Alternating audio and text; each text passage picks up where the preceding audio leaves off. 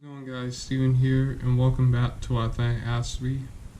I want to hop on here and to discuss with you uh, why is it that autism is so misunderstood. And I was thinking about this the other day, and I was like, why is that? Why is it? Why is it that is so misunderstood? We put so much energy into the science part and the research and wondering where it comes from and things like that, but like face value, you want to understand what autism is like. That's the question that I think is $1 million question. So why is that? Well, today I'm going to give you 4 key reasons why it's so hard to understand. Let's get right into it. So, one of the biggest reasons why people on neurotypicals don't really understand autism is that we compare like the issues of people with autism and neurotypicals as the same. Like for example, a person with autism may not like going out and being with crowds because of the anxiety level, the adrenaline, the sensory issues that go along with being in a crowd, as opposed to someone that doesn't want to go in a crowd. They just don't like crowds. They have that challenge for a different reason, and that's the biggest point, is we have the same challenges but for different reasons. And I think that's also the reason why people looking at people with Asperger's, which is a mild form of autism, they look at them just straight for what they look like, and they say, "Oh, you're normal. You don't have autism." And it's like that's not even helpful. For me, I have autism. If you look at me, I don't look like I have autism. I look like I'm normal. I look like a neurotypical who's just struggling in life. But in the big scheme of things, I do have Asperger's syndrome. I do have challenges in my life for a different reason. That's the point. The second important point I want to address is that we don't accept that autism is a lifetime disorder. It doesn't just happen in children, it happens in adults. They'll grow out of it. It's not necessarily true. So when you think about it, people with autism, when they grow into adults, yes, they do get better with their symptoms and things like that, but they don't really truly get better, if that makes sense. So you can be an autistic adult and you can have worsening symptoms, you can have better symptoms, you can just be stable, things like that. But the majority of autistic adults, they still need that support. So for you to say that, hey, only happens in children, is not true. People on the spectrum, they need help, so that's an issue.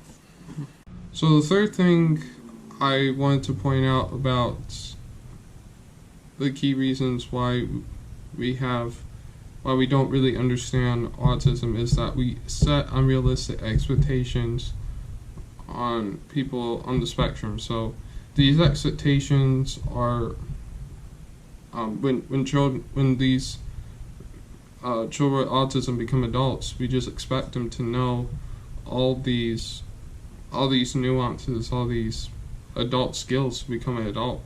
And the fact of the matter is people on the spectrum, they don't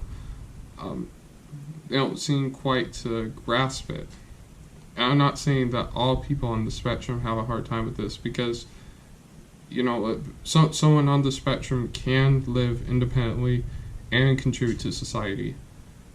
There's just a group of people in the autism community that have a hard time grasping these natural skills that neurotypicals get when they become adults. And I think it's unfair to the people that parents, teachers, or just people around set these assumptions that when you turn 18 or 21, you just know all these things. And I feel like that's unfair and a disservice to someone on the spectrum. We need to be more loving and give more support to the people on the spectrum. So that's really important to understand. So I'm not saying also that these unrealistic expectations are learning your basic life skills and learning your basic social skills, because those need to be done.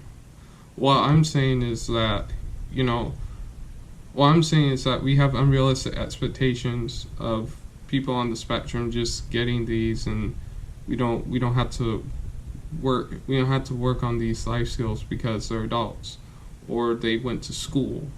Like, I don't think that's fair, and also that's just another way for a neurotypical to just blame the person with autism for their problems.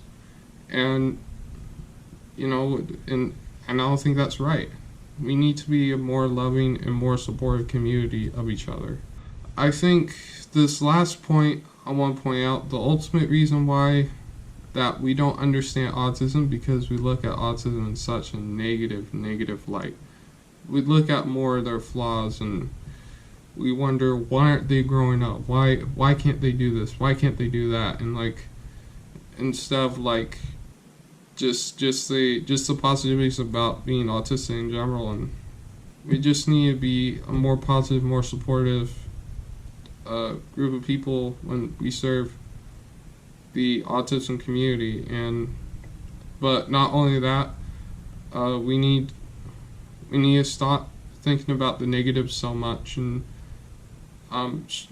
not only that, not only give support, but also give them empowerment. I want people on the spectrum to feel empowered. I don't want them to feel defeated, because when I was diagnosed and I knew that I was autistic and that I had Asperger's,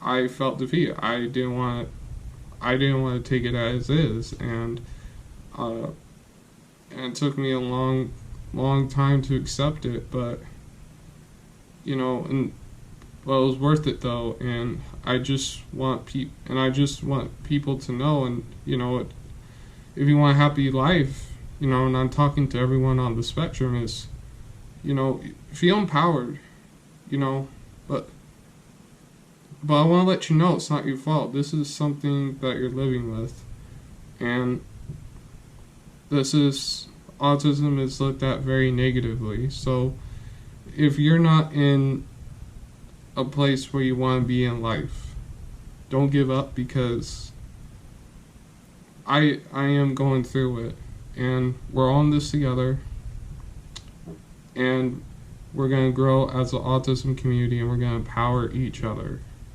We need to empower each other, and we need to tell, and I encourage you to tell someone on the spectrum that autism is an ability, not a disability. So thank you so much for watching this video, and I'm very happy that you got something out of this. So and I'm looking forward to the next video.